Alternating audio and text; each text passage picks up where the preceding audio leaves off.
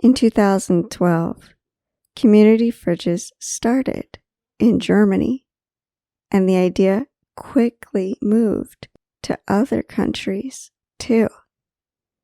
A community fridge is in a public space, and people can take food from the fridge if they need it. Also, people can bring food and leave it in the fridge. Some people started to call these fridges love fridges because they brought people together. They showed that many people wanted to help each other.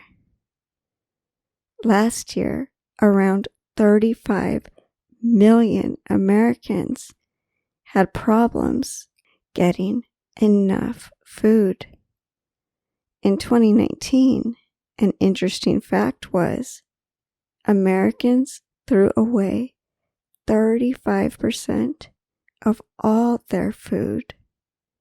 It showed that the problem was not a lack of food, but the problem was in communities where people who needed the food most could not get it.